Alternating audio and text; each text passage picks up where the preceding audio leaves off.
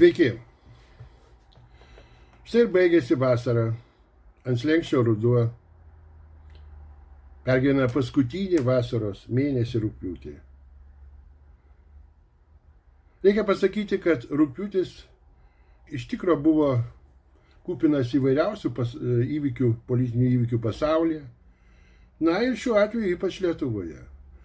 Tie įvykiai, manau, kad įtakos pasaulio raidą ateityje, jie įtakos ir mūsų valstybės Lietuvos raidą. Taigi dabar viską nuo pradžių. Manau, kad rugpjūčio mėnesio svarbiausias tarptautinis įvykis buvo rugpjūčio 15 dieną Aliaskoje Ankoridže įvykęs Donaldo Trumpo ir Putino susitikimas. Į šį susitikimą tiek žurnalistai, tiek politiniai apžvalgininkai, tiek politikai dėjo daug vilčių. Netgi jie ieškojo tokių simbolių, kurie juos nukeltų į istoriją ir parodytų, kaip Aliaska jungia Rusiją ir Jungtinės Amerikos valstijas. Na, ta istorija susijusi su Aliaskos pardavimu 1867 metais, kada Rusija, negalėdama išlaikyti Aliaskos, ją pardavė už daugiau kaip $7 milijonus Jungtinėms Amerikos valstijoms. Palyginimui galiu pasakyti, kad 1939 metais, rugsėjo mėnesį, Sovietų sąjunga už tokią pačią kainą nusipirko mūsų Suvalkiją iš hitlerinės Vokietijos. Aišku, kad dolerio vertė tuo metu skyrėsi nuo tada, kai buvo pardavinėjama Aliaska. Tačiau kita vertus skaičiai tie patys. Taigi daugelis piktinosi, kad Putinui buvo patiestas raudonas kilimas, kad jis buvo priimtas su didelė pagarba ir aš manau, kad jie be reikalo piktinosi.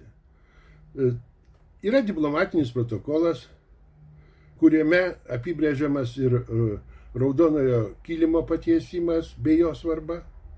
O kad dėrybose nieko nebuvo konkrečiai sutarta, aš manau, kad toms dėryboms buvo labai skubiai ruošiamasi ir tinkamai nepasiruošta. Kita vertus, mes matome, kad Putinas lyg ir perkando Trumpą. Putinas su Trumpu elgėsi labai pagarbiai. Jį pastoviai gyrė, o narcisizmas Trumpui tikrai nėra svetimas. Donaldui Trumpui ausims malonu girdėti įvairius gražius epitetus skirtus jam, bet daugiau epitetų nieko ir nebuvo. Tiesa, buvo toks pažadas, kad per 2 savaitės gali įvykti Putino ir Zelenskio susitikimas, kuriuose iš tikrųjų bus aptartos karinių veiksmų pabaigos sąlygos, bet reikia pasakyti, kad aš bent į tos patikinimus susitikimo organizavimus žiūrėjau skeptiškai, nes Putinas paprasčiausiai tempia laiką, jam diplomatijos užbaigti karą tikrai nelabai reikia. Ir vis dėlto nusivylusiems galiu pasakyti, kad šiandien pasaulyje yra tik vienas žmogus, tai Donaldas Trumpas, kuris gali susitikti su Putinu ir gali jam aiškinti apie karo veiksmų nutraukimą. Deja, daugiau vakarų pasaulyje tokio lyderio nebėra. Ir taip pademonstravo pirmadienį, tai yra rugpjūčio 18 dieną, susitikimas Vašingtone, kuriame dalyvavo Donaldas Trumpas su savo komanda ir Ukrainos prezidentas Zelenskis, vakarų Europos valstybių lyderiai bei NATO ir ES lyderiai. Man tas susitikimas buvo iš tikrųjų nykus, kada Donaldas Trumpas sėdė už stalo, o priešais jį tokia sėdi grupė žmonių, kurie jaučiasi tarsi pas profesorių auditorijoje per egzaminą. Buvo graudu žiūrėti Europos lyderius ir matyti, kaip jie jau prarado iš tikrųjų buvusią didelę įtaką pasaulio diplomatijai ir kaip jie be Jungtinių Amerikos valstijų negali toliau egzistuoti. Išvada iš to rugpjūčio įvykių Galiu pasakyti tik tiek, kad 2 savaitės praėjo, susitikimo nėra. Maskva teisinasi, kad dar neparuošta susitikimo darbotvarkė.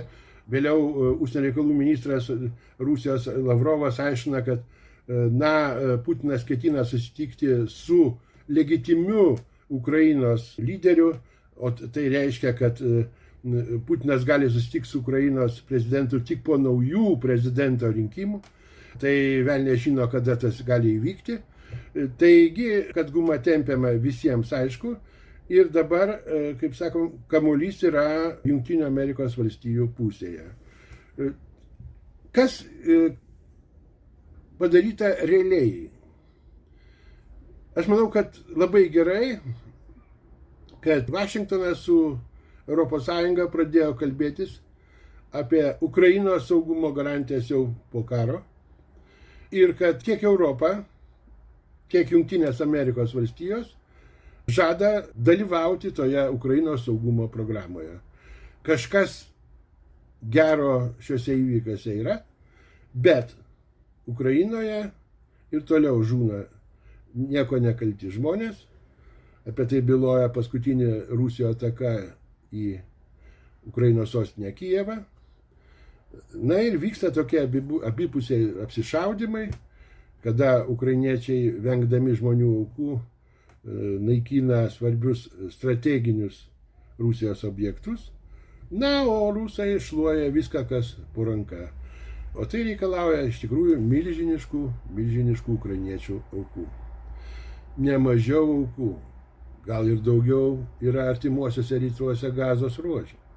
Bet apie jį nei Trumpas, nei dalis vakarų Europos lyderių paprasčiausiai nenori kalbėti. Apie tai menkai kalba ir mūsų žiniasklaida. Tiesa, dabar jau pasirodė įvairių reportažų apie įvykius, apie tikrai nekaltų žmonių žuvimus. Ypatingai paskutinis įvykis įvykęs rugpjūčio 25 dieną, kada Izraelis smūgiavo į Nasero ligoninę, kur žuvo mažiausiai 15 žmonių, tarp kurių buvo 4 žurnalistai. Na gal jeigu nebūtų žuvę žurnalistai, gal tokios reakcijos ir nebūtų buvę. Tačiau jau paskaičiuota, kad per beveik 2 metus vykstant Izraelio ir Hamas karą žuvo jau per 200 žurnalistų. Tai iš tikrųjų, sakyčiau, įspūdingas skaičius. Tačiau niekas tiksliai nesuskaičiuoja, o kiekgi žuvo nekaltų vaikų. Praktiškai Gazos ruožas tapo 1000 vaikų kapinėmis.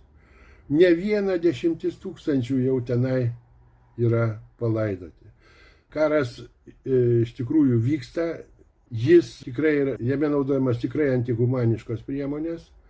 Ir aš manau, kad tai tikrai nekelia Izraelio prestižą pasaulio arenoje. Atvirkščiai, jau pačiam Izraelyje yra daug protestuotojų prieš vykdomą Netanyahu politiką. Ir aš matau, kad netolimoje perspektyvoje vis dėlto bus aiškinamasi, o kas davė nurodymus šaudyti, kas žudė ir taip toliau. Manau, kad netolimoje ateityje mes gausime tikrai daugiau informacijos apie šiandieninius įvykius Gazos ruože, o kol kas tenkinamės tik tai trupiniais. Na, o dabar Lietuva. Lietuva mano apžvalgose tikrai neužimdavo didelės dalies eterio, bet šį kartą proga išskirtinė. Opozicija mušė premjerą Gintautą Palucką ir jis pagaliau neatlaikė spaudimo. Beje, specialiosios tarnybos taip pat užsiėmė jo ir jo giminaičių verslo reikalais, ko pasėkoje buvusio premjero brolis atsidūrė kalėjime. Taigi Paluckas, sakyčiau, išrautas, tik tai neaišku ar su šaknimis, bet jis išrautas iš politinio lauko. Nors pats Gintautas Paluckas teigia, kad per anksti jį nurašyti ir kad jis tikrai grįš į politiką. Žiūrėsim, kaip bus, bet jam sugrįžti į, sakyčiau, tokia buvusias pozicijas, manau, jau nebėra jokių vilčių. Ir tada socialdemokratams iškilo labai svarbus klausimas, o kas bus naujas premjeras. Kaip žinia, buvo 3 kandidatai. Juozas Olekas, Eugenijus Sabutis ir Inga Ruginienė. Mano akimis, Inga Ruginienė turėjo mažiausiai šansų tapti premjerę. Taip pat buvo kalbama ir apie laikinąjį partijos lyderį, kuris pakeitė Gintautą Palucką, Mindaugą Sinkevičių. Tačiau Mindaugas Sinkevičius po čekiukų skandalo suprato, kad ten lysti nereikia, nes jį žiniasklaida ir opozicija paprasčiausiai suvalgys. Jau tą pačią dieną, kada Eugenijus Sabutis, buvęs susisiekimo ministras, norėjo tapti premjeru ir jam, beje, buvo labai daug vilčių, staiga sulaukė skambučio, kad jį taip pat gali, sakyčiau, įtraukti į politikos pelkę ta pati Čekučių istorija.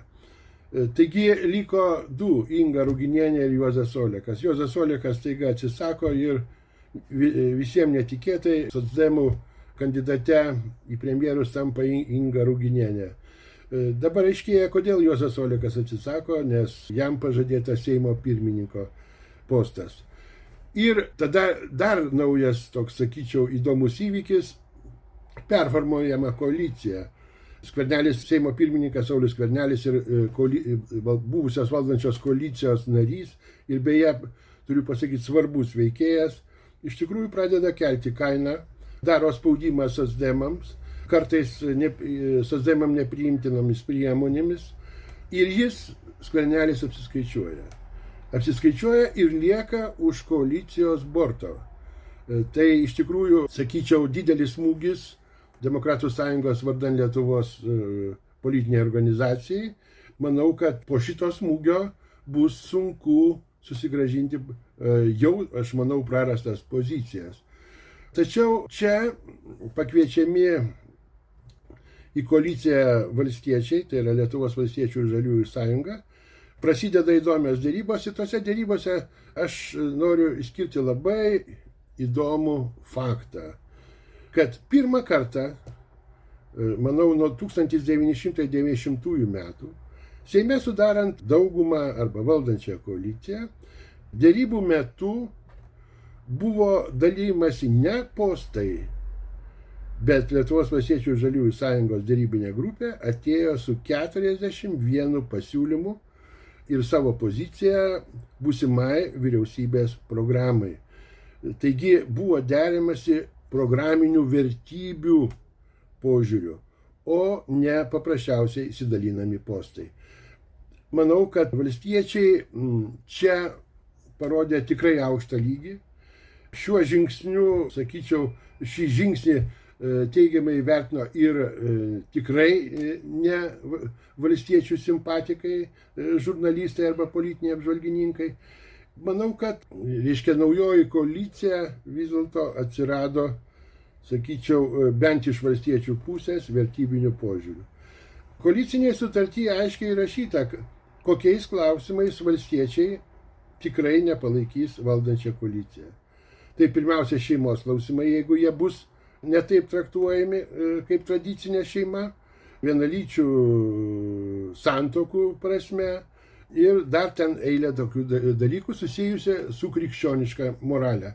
Taigi valstiečiai parodė stuburą, kita vertus jie užtikrino valstybėje stabilumą. Jeigu valstiečiai būtų atsisakę, buvo galima sulaukti ir naujų rinkimų, kurie nemanau, kad išaiškintų absoliutų lyderį, nes be naujos koalicijos, kurią būtų vėl sunku sudaryti, tikrai nebūtume apsiėję.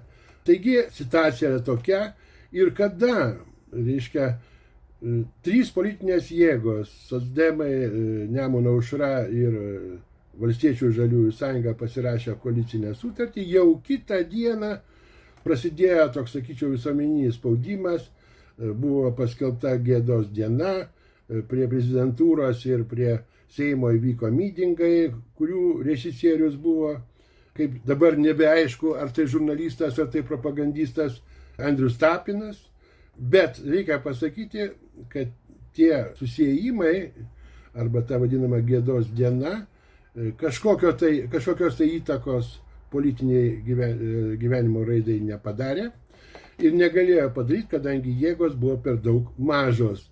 Bet intrigos toliau išlieka dabar sudarinėjant vyriausybę. Labai matosi prezidento arba prezidentūros ranka. Antai užsienio reikalų ministras Kęstutis Budrys ir krašto apsaugos ministrė Dovilė Šakalienė aiškiai matosi kaip prezidento žmonės. Jie pirmoje eilėje atėjo į prezidentūrą ir prezidentą buvo patvirtinti.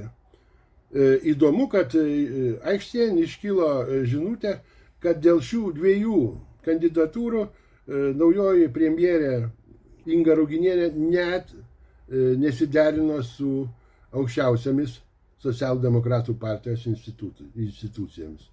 Kitas žingsnis. Prezidentas pareiškė, kad jam nepriimtinas kultūros ministras Šarūnas Birutis, apie kurį beje labai teigiamai atsiliepia didžiausių kultūros įstaigų vadovai.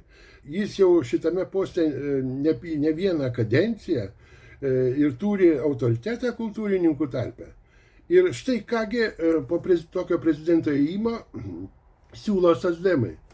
Jie siūlo buvusią, dar kol kas esamą, Seimo švietimo ir mokslo komiteto pirmininkę Vaidą Leknavičienę, kuri, atleiskit, su kultūra, bent sakyčiau didžiąja kultūra, valstybinė kultūra, nieko bendro neturi. Vyriausybė kol kas tik formuojama ir aš manau, kad čia bus daug įdomių dalykų. Taigi šiandien tiek. Ačiū.